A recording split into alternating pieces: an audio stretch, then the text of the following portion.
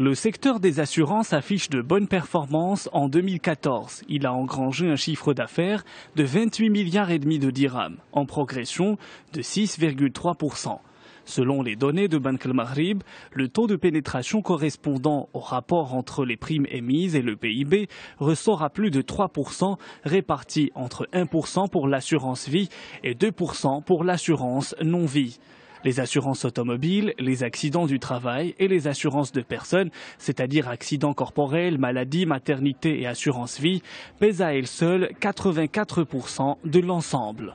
Le trafic des vols de la compagnie nationale Royal Air Maroc sur l'Amérique du Nord a enregistré une hausse de 16% au cours du mois de juillet dernier par rapport à la même période de 2014. La compagnie a transporté 36 201 passagers sur les 2 lignes reliant Casablanca à Montréal et à New York, indique un communiqué de la RAM. Ajoutant qu'elle a opéré 134 vols qui ont enregistré un taux de remplissage de 76%. Ce sont les vols reliant la capitale économique du Royaume à Montréal qui ont enregistré une augmentation considérable, souligne le communiqué, notant que près de 19 500 passagers ont emprunté les vols de la compagnie nationale sur cette liaison au cours du mois de juillet, soit une hausse de 34% par rapport à la même période de l'année dernière. La Banque centrale européenne a fait état jeudi d'inquiétudes au sein de son Conseil des gouverneurs concernant l'essoufflement économique en Chine, tout en estimant que l'impact de ce ralentissement sur la reprise en zone euro restait limité. Les développements financiers en Chine pourraient avoir des conséquences négatives plus importantes que prévues, étant donné le rôle prépondérant du pays dans le commerce mondial, ont estimé les membres de ce Conseil lors de leur dernière réunion de politique monétaire les 15 et 16 juillet. Selon un compte-rendu publié jeudi. Pour autant, la détérioration économique et financière des derniers mois en Chine et dans d'autres pays émergents n'a pas semblé avoir de conséquences notables sur l'activité économique en zone euro, pas plus que la crise politique autour de la Grèce, constatent les gouverneurs.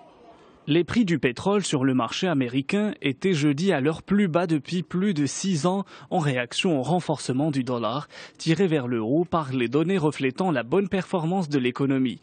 Sur le New York Mercantile Exchange, le brut pour livraison en septembre a touché un fond de 42,5 $ le baril au début des échanges, son plus bas depuis mars 2009, avant de remonter à 42,6 $ en régression de 69 cents, soit 1,5%. La publication du rapport du ministère de l'Agriculture américain a fait plonger les cours du maïs, du blé et du soja mercredi à Chicago. Le rapport a en effet livré les premières estimations de récolte du premier exportateur mondial, les États-Unis. La publication de ce rapport intervient à l'heure où plusieurs grands pays céréaliers achèvent leur moisson. Contre toute attente, le maïs américain devrait atteindre sa 3e meilleure récolte à 348 millions de tonnes. Combinée aux amples réserves nationales plus importantes que prévues, cette moisson permettrait de générer une offre américaine record. La production de soja des États-Unis a également été revue à la hausse à 106 millions de tonnes, alors que les investisseurs s'inquiétaient des effets des pluies records de juin sur les plantations nouvellement semées. L'USDA a relevé des rendements plus élevés, compensant la baisse des surfaces cultivées. La population mondiale aura épuisé vendredi 14 août toutes les ressources naturelles que la planète peut produire en une année, selon les estimations de l'Office fédéral suisse de l'environnement. Ce jour dit du dépassement arrive cette année avec 7 jours d'avance par rapport à 2014. Lors des 20 semaines qui restent jusqu'à fin décembre, l'humanité vivra à crédit.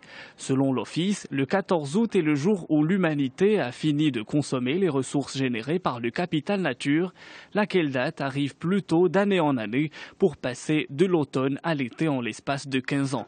Si cette évolution se poursuit, nous aurons globalement besoin de 2 planètes en 2030, estime l'institution suisse basée à Berne.